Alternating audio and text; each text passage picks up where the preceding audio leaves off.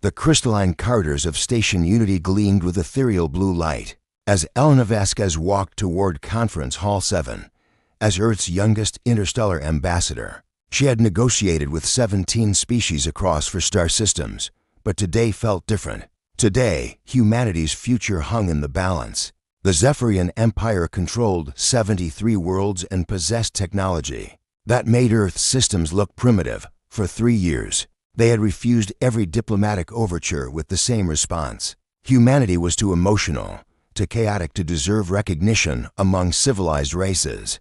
The towering doors slid open, revealing a chamber that took her breath away. Living crystal walls pulsed with soft light patterns, and at the center, a circular table rose from the floor, its surface rippling with holographic star charts and diplomatic protocols. But Elena's attention was captured by the figure at the far end. He was tall with characteristic silver-blue skin of Zephyrian nobility, sharp features carved like precious stone, and deep violet eyes that marked him as royalty. When he turned to face her, Elena felt something electric pass between them. "Ambassador Vasquez," he said, his voice carrying melodic undertones. "I am Prince Zephian Kithara, third voice of the Celestial Throne, though I suspect this meeting will prove as futile as your previous attempts at diplomacy." Elena moved to her position, noting how he tracked her movement. "Your Highness, I appreciate you agreeing to this final negotiation. Earth hopes wisdom will prevail where stubbornness has failed." Something flickered across his features, surprise at her directness. Stubbornness? An interesting characterization from a species that believes they deserve recognition, despite overwhelming evidence to the contrary. Holographic displays shifted, showing comparative analysis between human and Zephyrian achievements. The disparities were staggering: faster than light travel, energy manipulation, consciousness transfer. In every category, humanity appeared primitive. "Your people," Zephian continued, "still experience uncontrolled emotional responses. Your decision-making is corrupted by chemical reactions. You form irrational attachments that serve no logical purpose." He gestured with elegant disdain. "How can beings so flawed expect to join a community built on reason?" Elena studied the data, but her attention drifted to his graceful movements.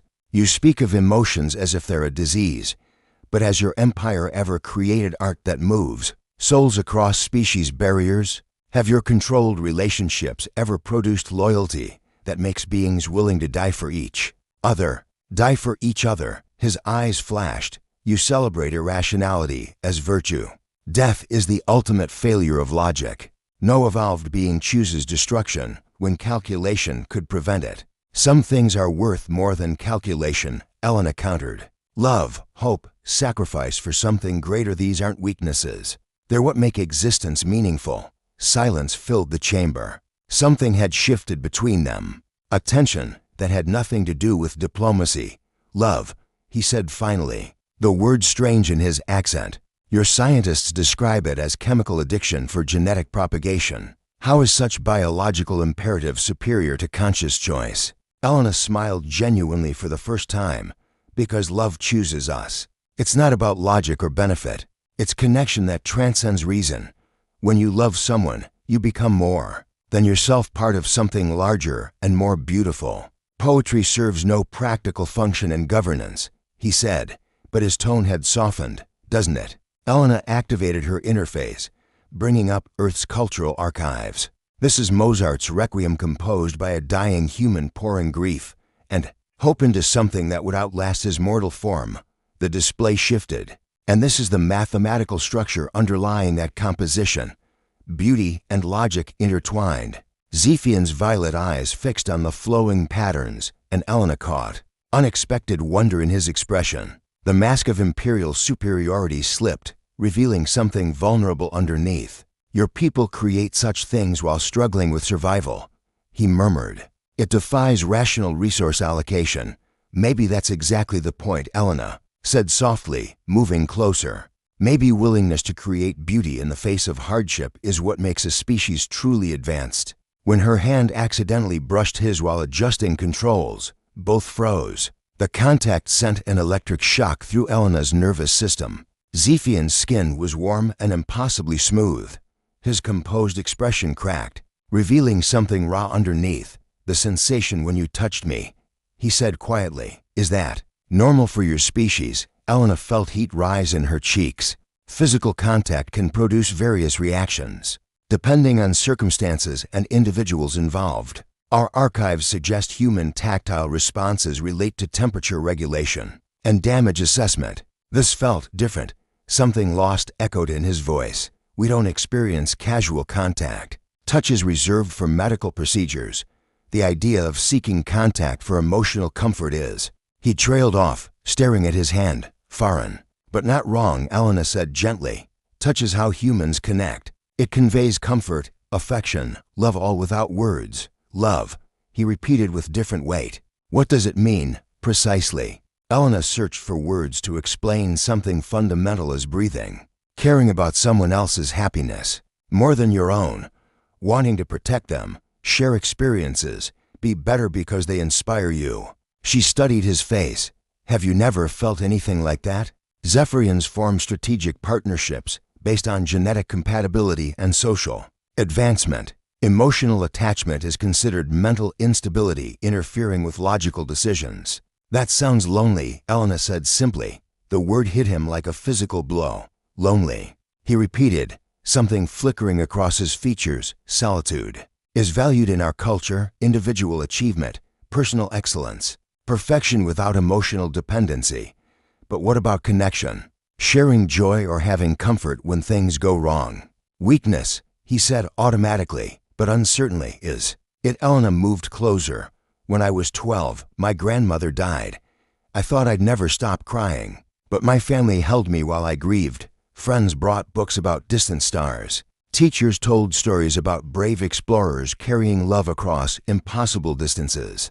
Their support didn't make me weak, it gave me strength to become who I am today." Zephian stared with intensity that caught her breath. "They gave you strength through emotional investment in your well-being." "Yes, even though your pain served no logical purpose. It made me whole," Elena said. "Strong enough to stand here, believing understanding is possible between us." Something cracked in his composed features. "Understanding between us." The words hung heavy with implications beyond government. This had stopped being diplomatic negotiation. "Zephian," he said quietly when she began to address him formally.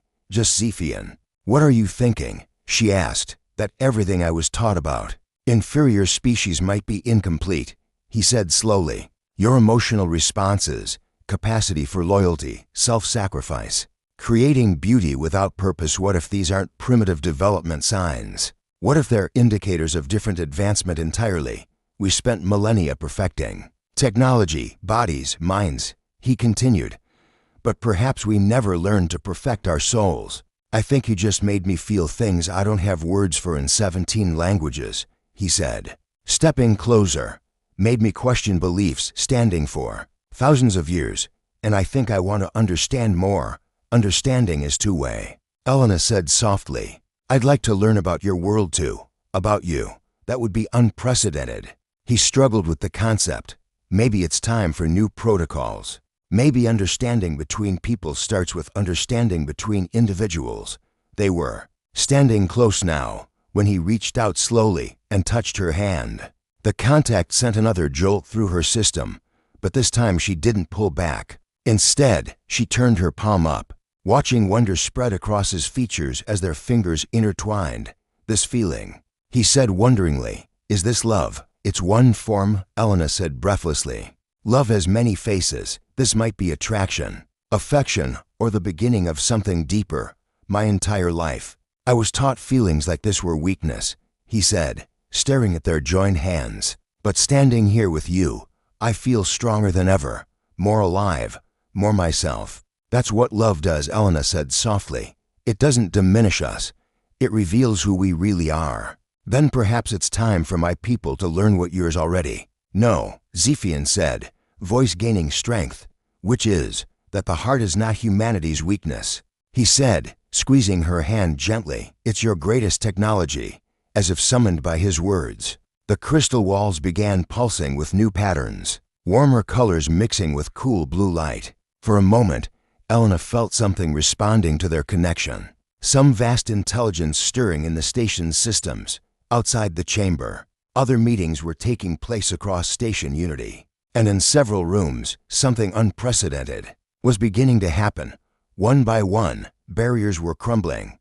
Hearts were opening. The galaxy was about to discover that humanity's greatest gift to the stars wasn't technology or resources, it was their capacity to love. And love, as Elena and Zephian were beginning to understand, was the most powerful force in the universe. The Kepler research station hung between Earth and the Zephyrian homeworld like a metallic flower, its modular sections extending in perfect symmetry. For Dr. Marcus Raven, adjusting his workstation in Laboratory 7, it felt more like polite torture. Marcus ran his hand through his dark hair, a nervous habit that had worsened since being paired with the most logically rigid researcher he'd ever encountered. Dr. Raven, came the melodic but flat voice from across the lab. Your emotional agitation is affecting the quantum resonance scanners.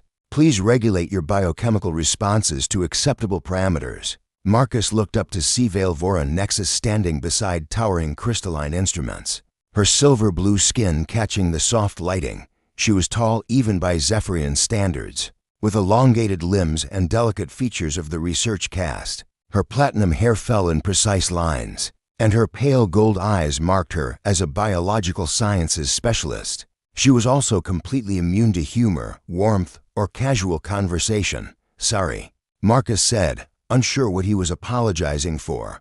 I'm still getting used to how sensitive your equipment is to, well, to me being human. The instruments detect quantum fluctuations in electromagnetic fields generated by biological processes.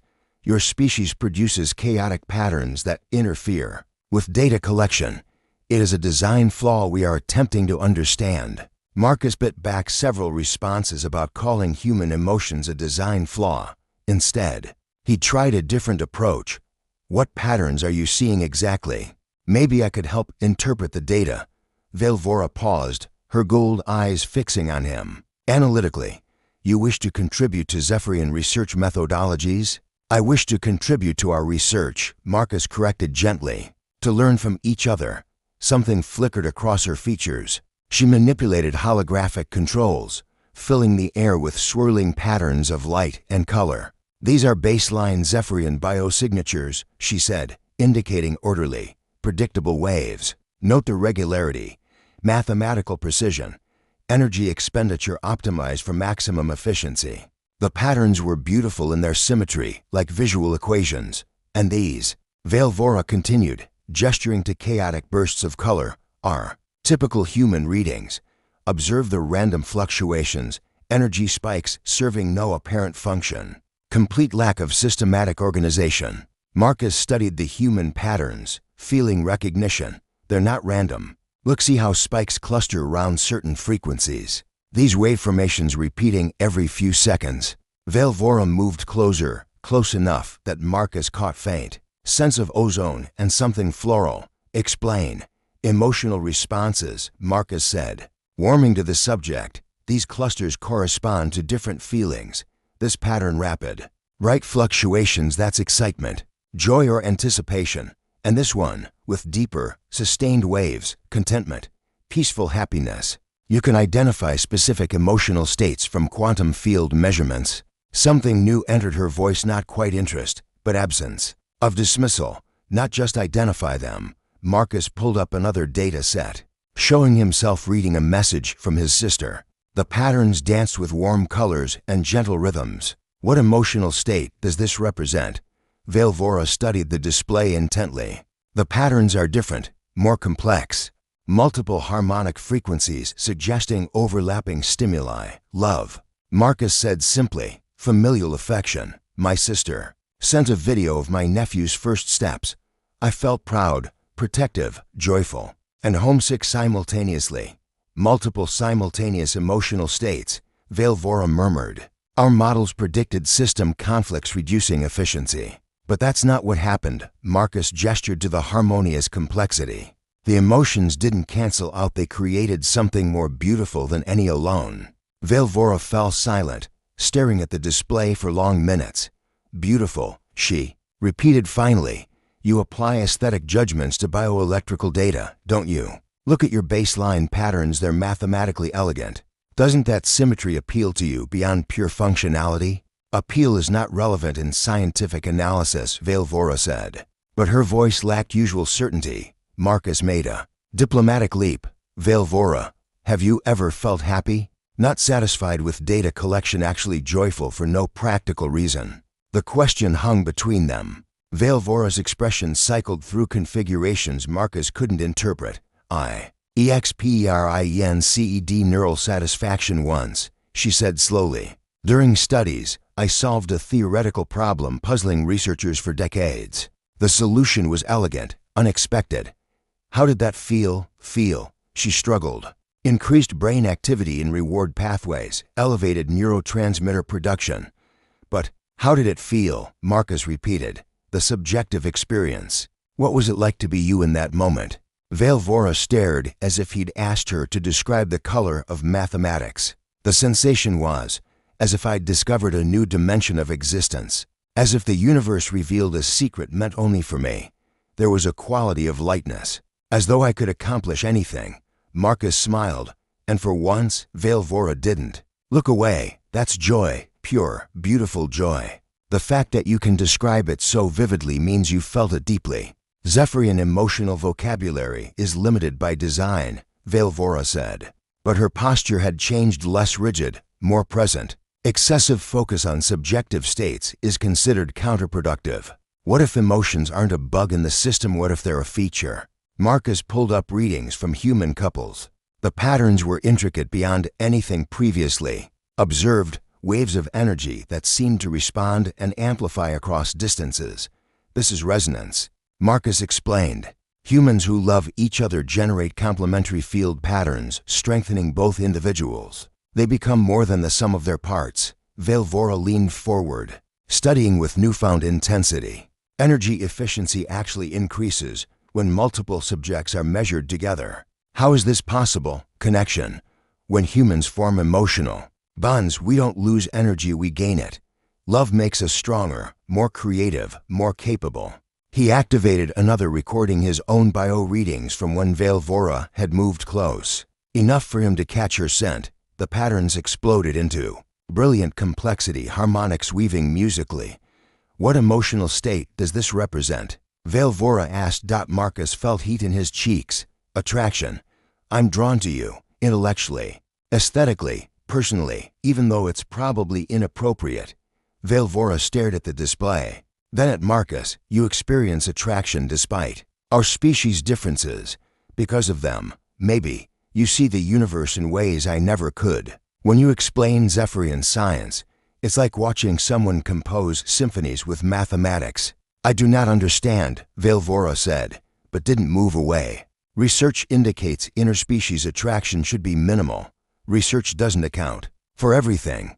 Sometimes the heart knows things the mind hasn't figured out yet. Heart. Velvora repeated, hand moving unconsciously to her chest. Can I show you something? At her nod, Marcus activated bioscanners and stood beside her, close. Enough their arms almost touched. Look at the display. Velvora's typically ordered patterns appeared alongside his chaotic human signature. But tiny fluctuations had appeared in her symmetry, small distortions echoing his rhythms. I'm affecting your readings, Marcus observed. Not creating interference, creating harmony. Velvora's breathing became irregular, gold eyes wide. This should not be possible. Zephyrian physiology maintains optimal function regardless of external emotional stimuli. Maybe optimal isn't the same as best. Marcus reached out slowly and touched her hand. Their patterns exploded into configurations of startling beauty and complexity. Oh. Velvora breathed, staring at their joined hands. The sensation, it's different from anything I have ever experienced. Physical contact produces neural cascades that enhance cognitive function. I can feel my consciousness expanding. That's what connection does, Marcus said, thumb tracing patterns on her palm. It reveals new possibilities for who you could become. Velvora looked up, gold eyes bright with wonder. Is this what humans call love? It's one form. This might be romantic attraction, or deep friendship, or something entirely new our species haven't discovered yet. Something new, Velvora repeated, scientifically intrigued. Interspecies bonding with no existing research framework. Are you interested in exploring it? Purely for scientific purposes. For the first time, Velvora smiled small, tentative, transforming her entire face. I believe this research project may require extensive long-term study, very extensive. Marcus agreed solemnly. We might need decades, and close proximity for accurate measurements, extremely close proximity. Purely professional, she agreed, though her tone suggested she was understanding concepts beyond professional anything around them. Bioscanners recorded the unprecedented phenomenon of two species discovering love as a universal language. In the quantum foam surrounding their instruments, patterns of connection spread like ripples in a cosmic pond. Neither noticed their emotional resonance beginning to affect the station's systems. In subtle but measurable ways, throughout Kepler station, Zephyrian technology was starting to evolve, responding to frequencies it had never encountered. The galaxy's first lesson in love's transformative power was just beginning. The emergency beacon pierced through the perpetual twilight of Nexus Prime's industrial district, its crimson pulse reflecting off the crystalline spires that housed the galaxy's most advanced manufacturing facilities. James Sterling adjusted his diagnostic scanner and frowned at the readings. For the third time this week, Zephyrian technology was behaving in ways that defied every engineering principle he knew.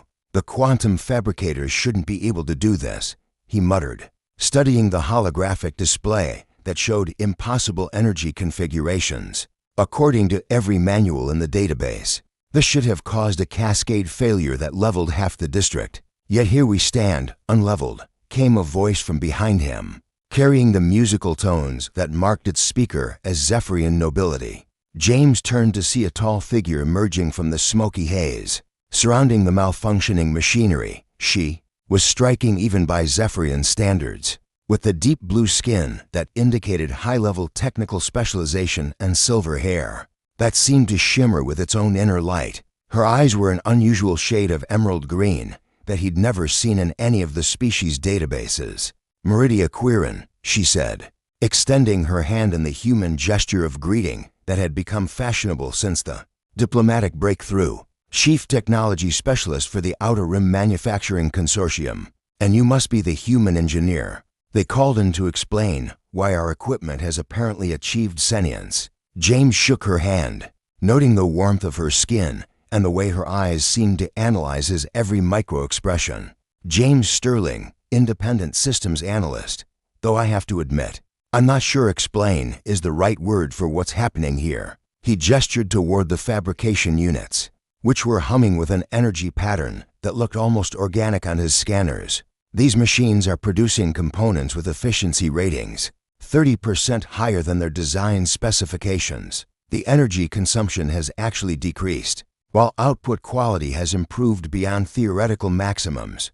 Impossible, Meridia said automatically, but her tone lacked conviction. She moved to examine the readouts with fluid grace, her long fingers dancing over controls with practiced expertise. Unless what?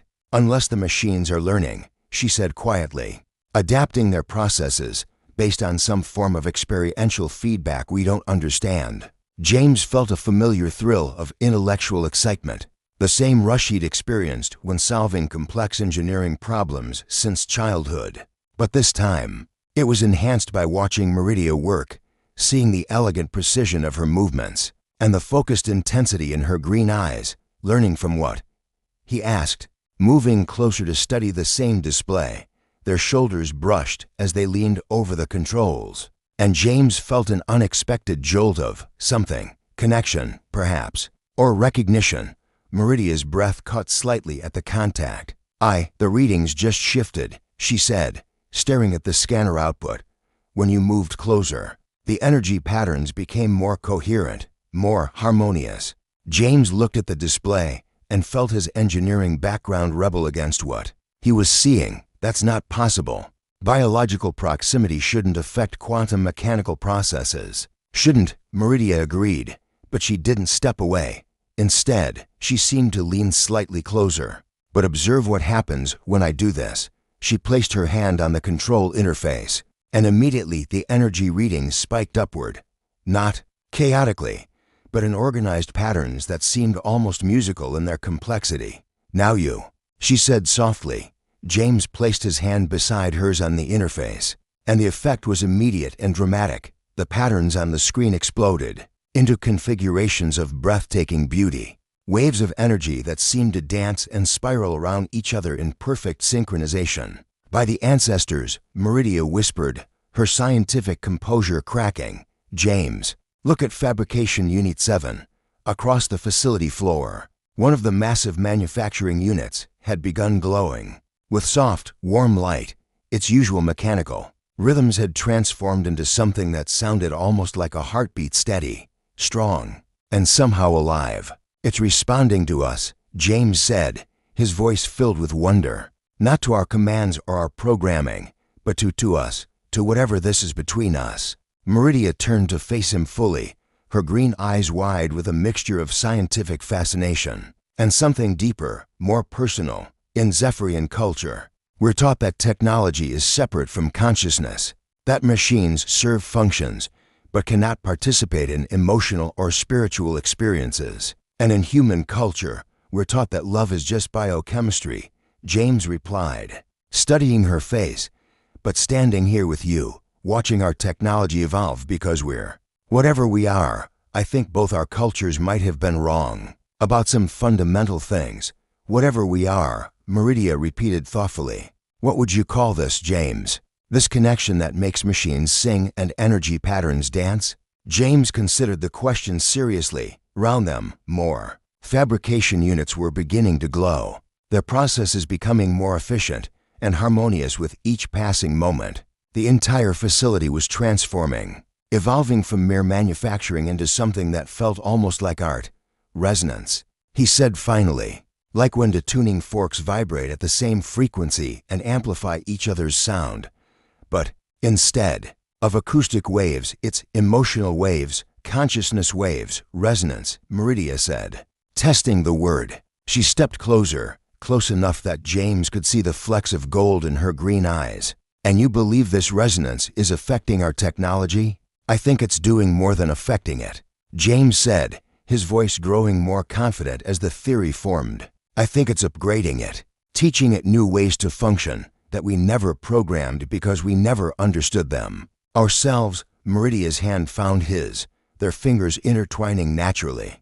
The moment their skin touched, every machine in the facility hummed in perfect harmony, a chord of pure technological music that seemed to celebrate their connection. The implications are staggering, she said breathlessly. If emotional resonance can enhance technological performance, if love can actually improve efficiency and creativity in our machines, then maybe, James said, squeezing her hand gently, the galaxy is about to discover that the most advanced technology isn't built from metal and circuits. What is it built from? James smiled, feeling something warm and powerful growing in his chest.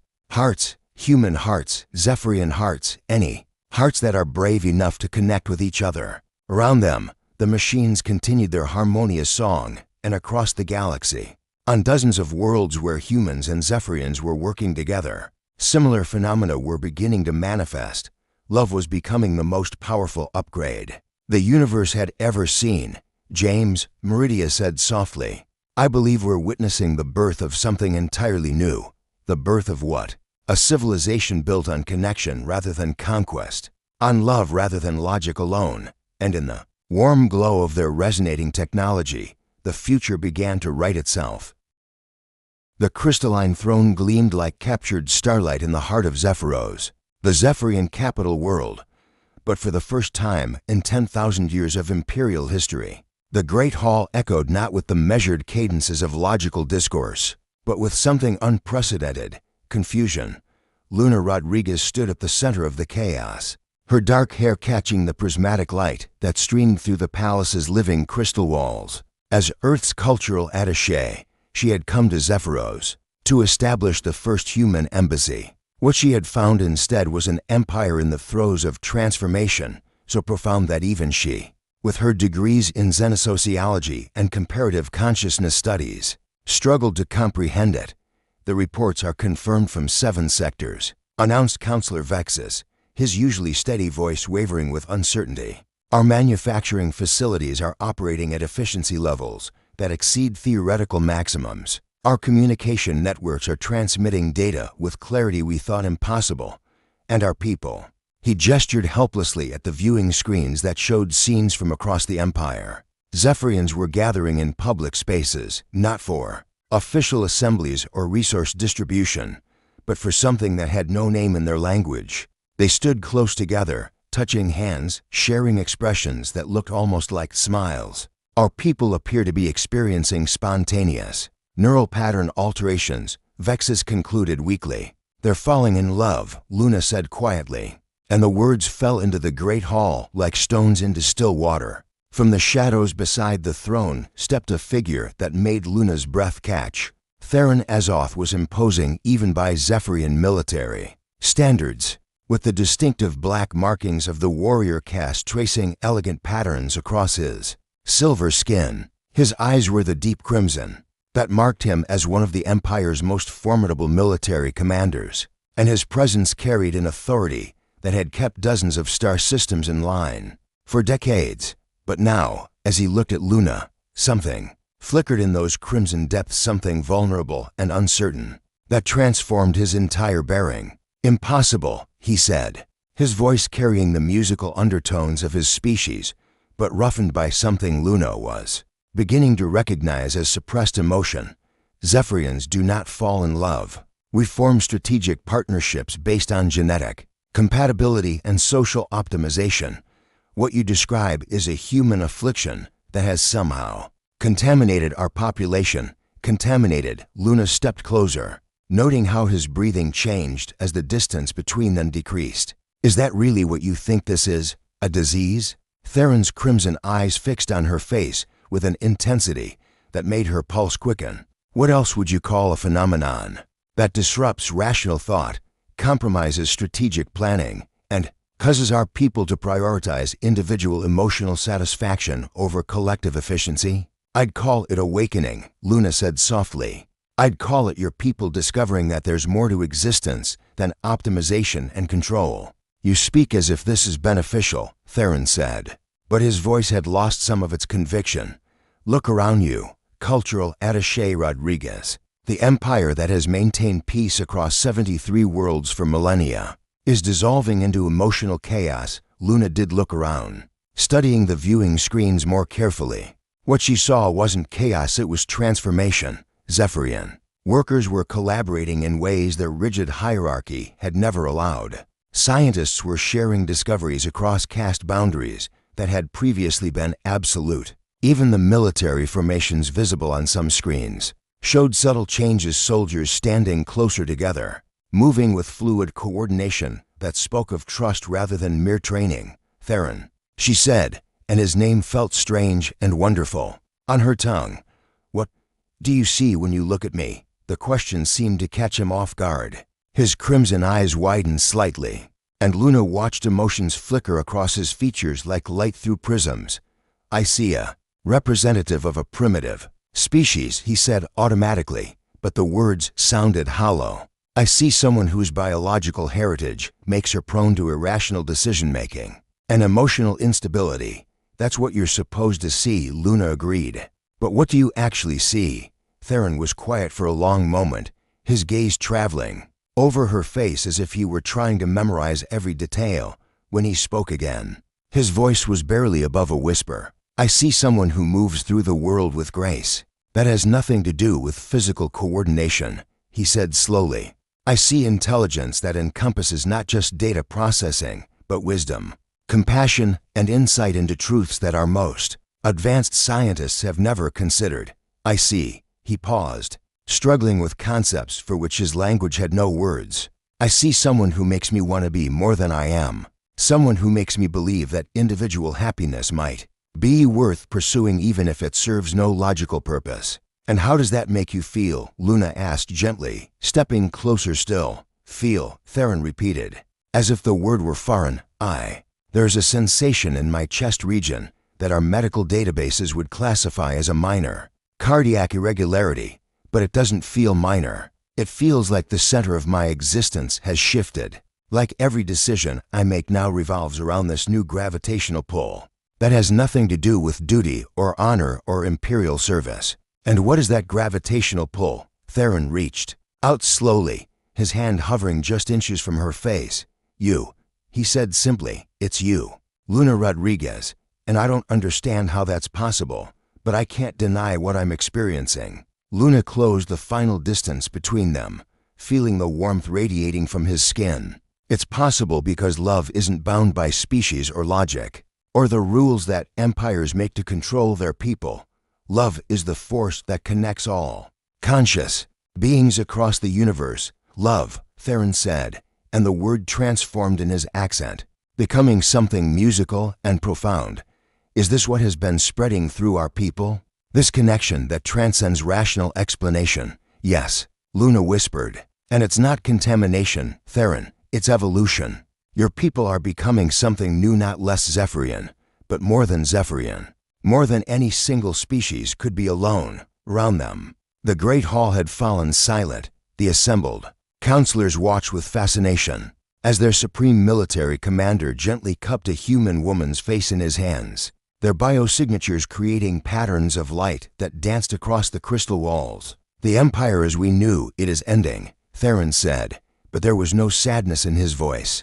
What comes next? Something beautiful, Luna replied, reaching up to touch his hands. Something built on connection instead of control, on love instead of fear. As their foreheads touched, the palace's ancient crystal walls began to resonate with new frequencies, and across the Zephyrian Empire, a transformation that had begun with a single diplomatic meeting between an ambassador and a prince reached its tipping point. The age of pure logic was ending. The age of the heart had begun. 1 year later, the gardens of New Harmony stretched across what had once been the diplomatic neutral zone between Earth and Zephyros, where sterile meeting rooms had once hosted tense negotiations. Crystalline flowers now bloomed in impossible colors, their petals singing with harmonies that human ears could hear and Zephyrian consciousness could feel. It was here, in this living testament to interspecies cooperation, that the galaxy's first unity celebration was taking place. Aurora Chen stepped back from her latest creation, a sculpture that existed simultaneously in 3 dimensions and 7 different quantum states, and smiled as she watched it respond to the emotions of nearby observers. The artwork shifted and flowed, its hybrid human Zephyrian technology reading the love, joy, and wonder radiating from the gathering crowd and translating those feelings into visual poetry. It's magnificent, came a voice behind her, rich with the musical tones of Zephyrian nobility, but warmed by something that had nothing to do with royal protocol. Aurora turned to see Nexelvorth approaching, the former emperor of the Zephyrian Empire, now dressed in simple robes that couldn't quite disguise the regal bearing he'd carried for 3 centuries. It's alive, Aurora corrected, reaching for his hand with the naturalness of practice. Look how it responds when we're together. Indeed, as their fingers intertwined, the sculpture's quantum patterns shifted into configurations of breathtaking beauty, crystalline structures that seemed to dance with joy. Around them, other couples paused to watch humans and Zephyrians whose love had become the catalyst for technological marvels that neither species could have imagined alone. The opening ceremony begins in minutes, Nexel said softly, though his attention was focused entirely on Aurora's face. Are you ready to see what we've all created together? Aurora nodded, her artist's eye taking in the transformed landscape around them. In the distance, she could see the Unity Spire's towering structures that pulsed with the combined consciousness of 2 species learning to think as one. Gardens of hybrid vegetation created by human emotion and Zephyrian biotechnology stretched to the horizon, while overhead, ships powered by love resonance engines traced patterns of light across the sky. A year ago, who would have believed any of this was possible? She mused. At the central pavilion, Elena Vasquez adjusted her wedding dress one final time. The gown itself a marvel of human artistry enhanced by Zephyrian bio-threading that responded to her emotional state with subtle shifts in color and luminosity. Beside her, Prince Zephian stood resplendent in ceremonial robes that had been redesigned to include human symbols of commitment alongside traditional Zephyrian markers of bonding. "Nervous?" asked Luna Rodriguez, radiant in her own wedding attire, as she helped Elena with the final preparations. Behind them, Meridia Quirin and Velvora Nexus worked together on some complex technical adjustment that had both women laughing, a sound that would have been impossible in either of their cultures just months before. "Terrified," Elena admitted with a smile, "but also more certain than I've ever been about anything. When I look at Zephian, I see the future of both our species. 3 couples, 1 ceremony." Marcus Raven observed from where he stood with James Sterling, both men wearing hybrid formal wear that somehow managed to honor the traditions of multiple worlds. "Has anyone calculated the probability of this working? Love doesn't follow probability matrices," James replied, watching as Theron Ezoth approached with a grace that spoke of warrior training adapted to peaceful purposes. "That's what makes it the most powerful force in the universe." The ceremony itself was unlike anything in recorded galactic history. Traditional Zephyrian bonding rituals intertwined with human wedding customs, creating something entirely new, a celebration of unity that transcended species boundaries. As Elena and Zephian exchanged vows that had been written in both languages and several dimensions of meaning, the assembled crowd felt something shift in the quantum fabric around them. "I promise to love you not despite our differences, but because of them," Zephian said, his voice carrying clearly across the gathered assembly. "Together, we are more than either of our species could be alone. I promise to help you discover emotions your people never had words for," Elena replied, "and to learn from you the beauty of logic guided by love." Luna and Theron followed, their vows spoken in the hybrid language that had evolved naturally among the Unity colonies, part human emotional expression, part Zephyrian harmonic communication. "You taught me that strength isn't about control," Theron said, his crimson eyes bright with tears that Zephyrian physiology had never been designed to produce. "It's about the courage to be vulnerable with someone you trust completely." Marcus and Velvora chose to exchange their promises through bioresonance patterns, their joined consciousness creating displays of light and energy that spoke of devotion beyond words. The gathered crowd watched in wonder as their love generated new configurations of reality, proving once again that emotion could reshape the universe itself. As the ceremonies concluded, Aurora noticed movement in the medical pavilion nearby. She squeezed Nexel's hand and gestured toward the building, where a small crowd had gathered around something that seemed to be glowing with its own inner light. Inside, they found the galaxy's first miracle, or perhaps its first inevitability. In biosuspension chambers that hummed with hybrid technology, 7 small forms were developing, the first generation of human Zephyrian children. Their genetic structure a symphony of 2 species learning to become one. "Look at their neural patterns," Velvora breathed, her scientific training unable to hide her wonder. "They're processing both emotional and logical data streams simultaneously. They'll think in ways that neither of our species ever could." "The future," Elena whispered, one hand on her own gently rounded abdomen. Around her, 5 other women, 3 human, 2 Zephyrian, shared the same secret smile of expectant mothers, whose children would inherit a transformed galaxy. As the celebration continued into the night, with music that bridged octaves no single species could hear and art that existed in dimensions beyond traditional perception, the assembled couples looked up at stars that seemed brighter than they had just a year before. Love had indeed become the most powerful technology in the universe, and this was only the beginning. In bioresonance chambers across the galaxy, more children were developing. On 1,000 worlds, humans and Zephyrians were discovering that the universe was vast enough for every kind of love, every form of connection, every dream that 2 hearts could share. The galaxy had learned to love, and love, as it turned out, was the force that would carry them all to the stars.